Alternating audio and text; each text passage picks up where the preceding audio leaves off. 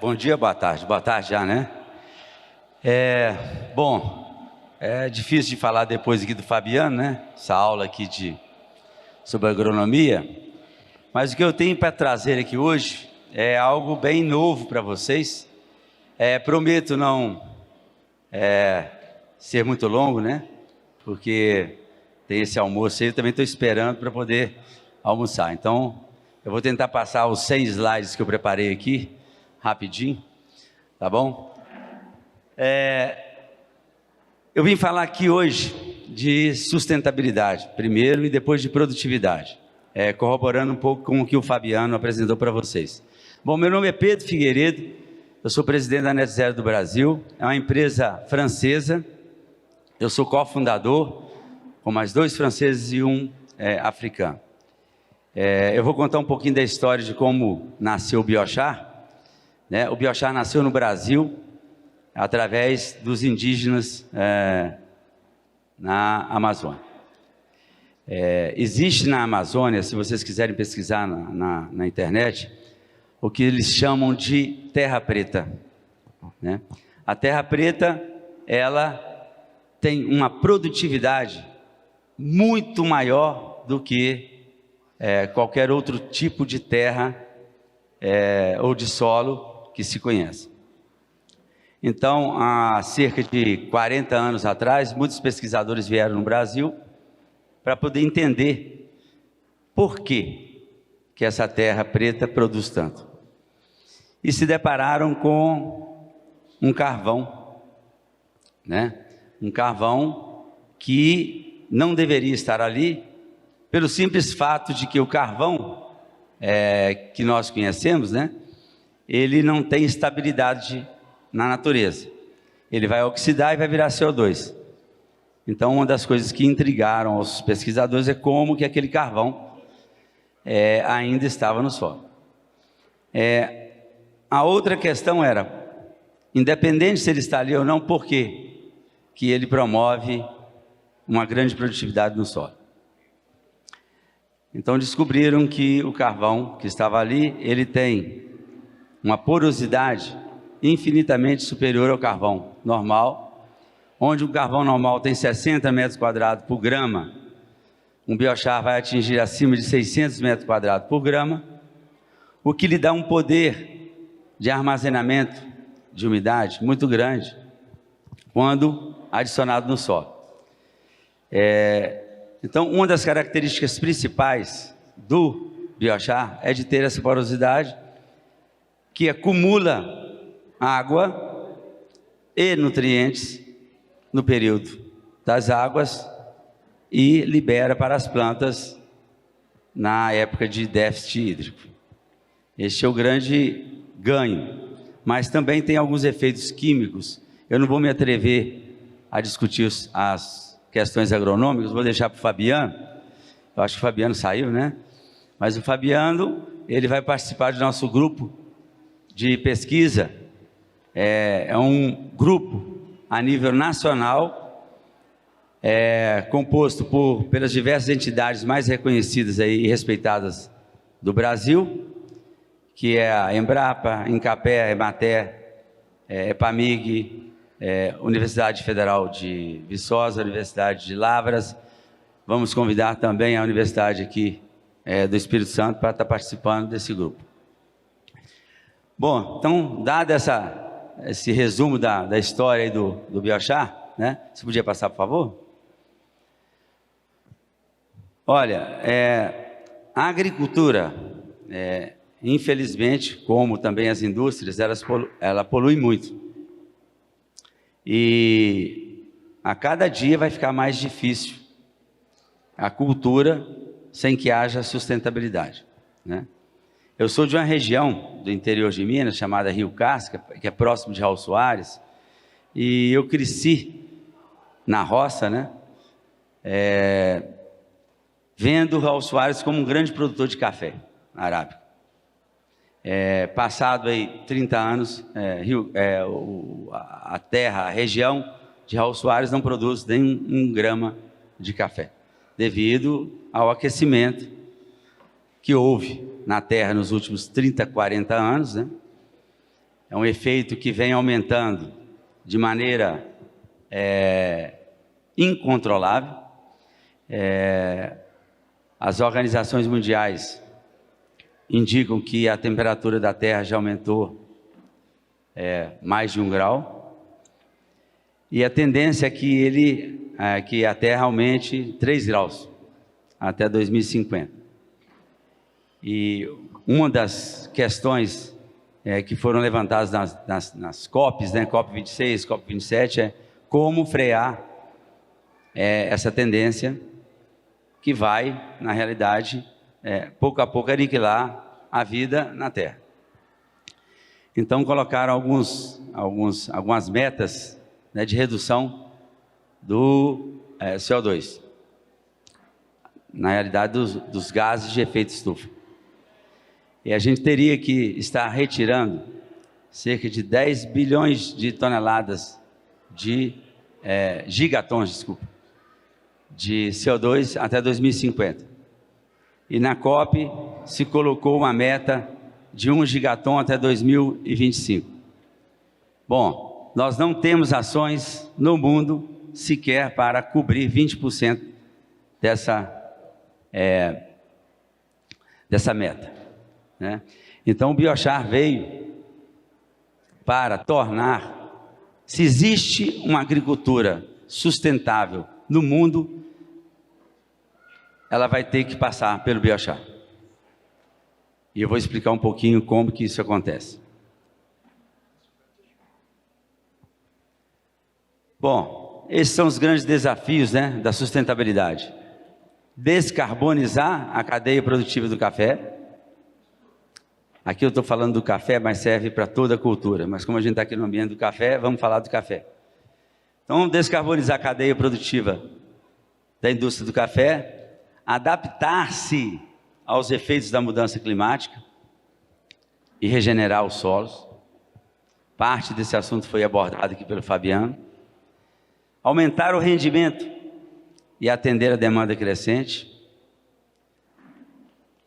E atender também a demanda do mercado, né? O mercado está ávido a consumir produtos orgânicos justamente porque eles pagam mais do que isso. Na Europa, é comum de se entrar no supermercado e, independente do preço, se escolhe o material orgânico, ao invés do material que não tenha esse background aí da cultura sustentável.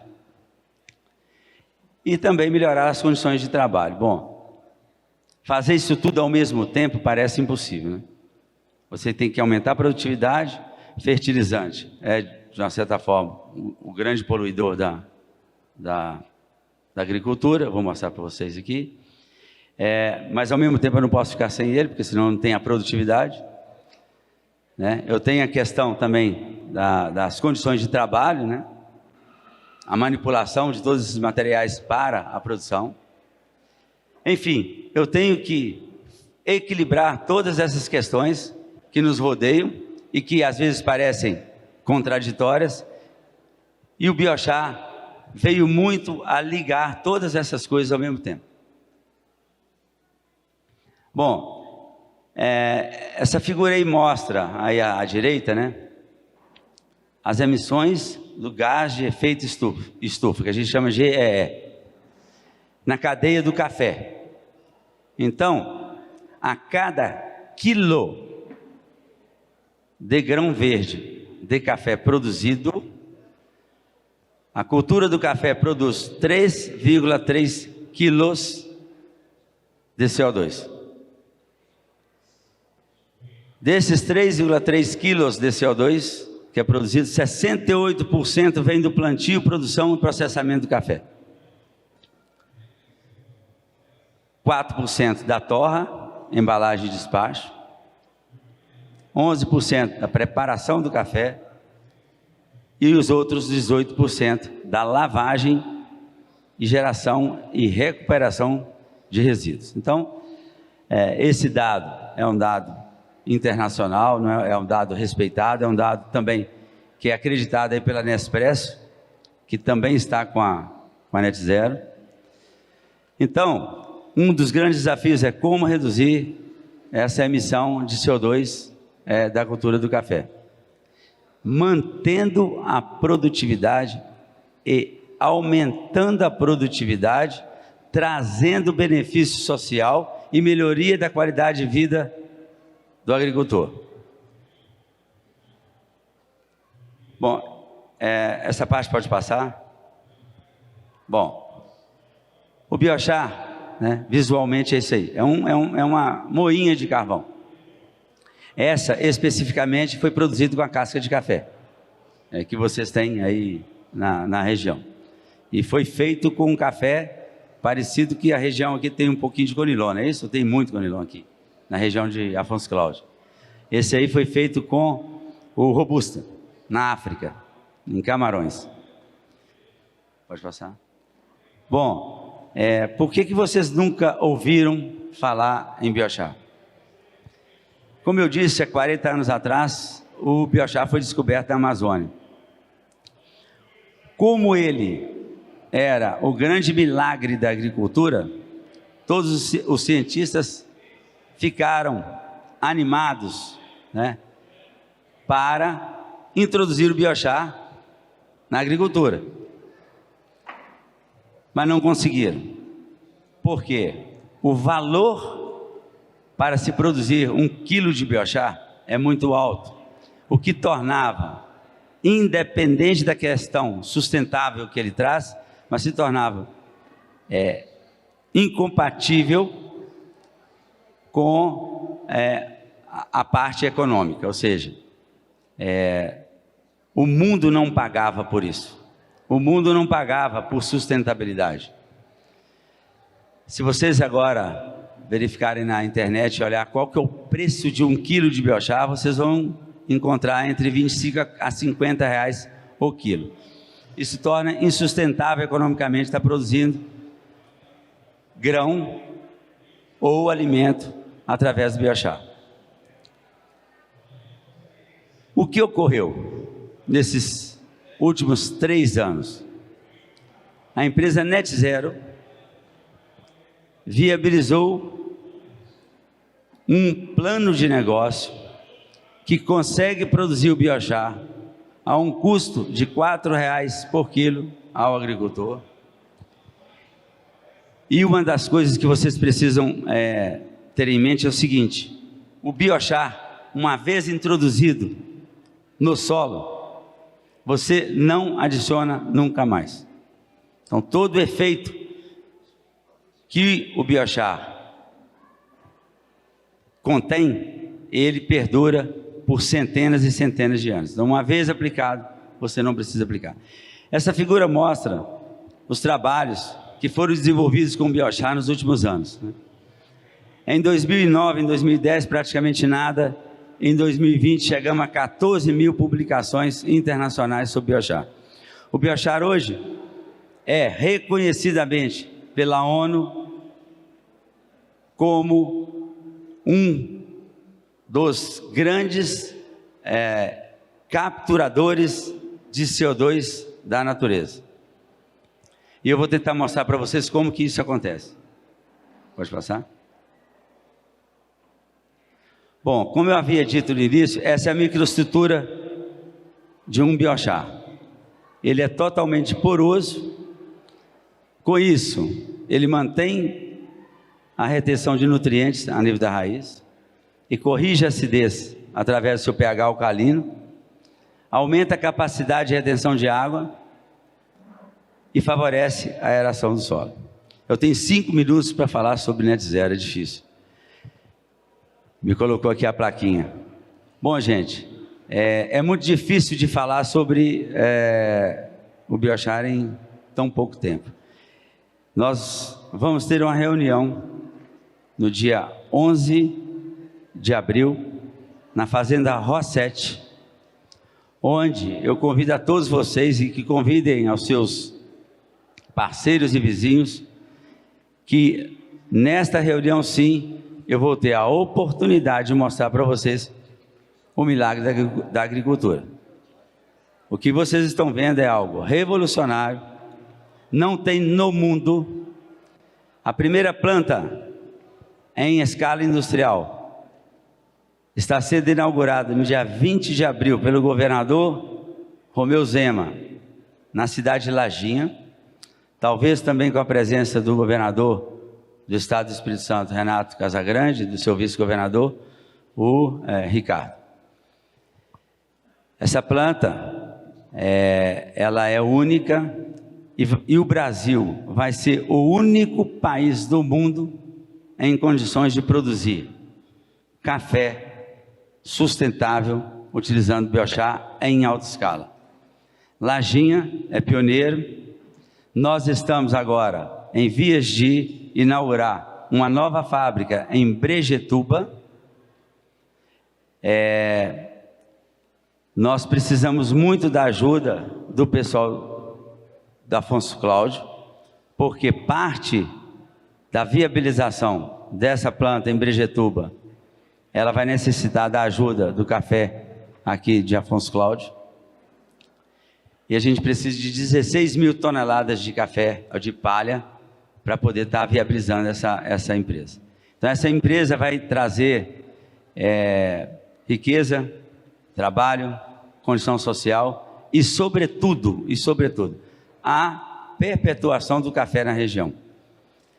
Porque sem sustentabilidade, infelizmente, a notícia é que a gente não vai conseguir produzir café no curto espaço, queimando palha ou utilizando, não tendo uma destinação correta para a palha do despolpado.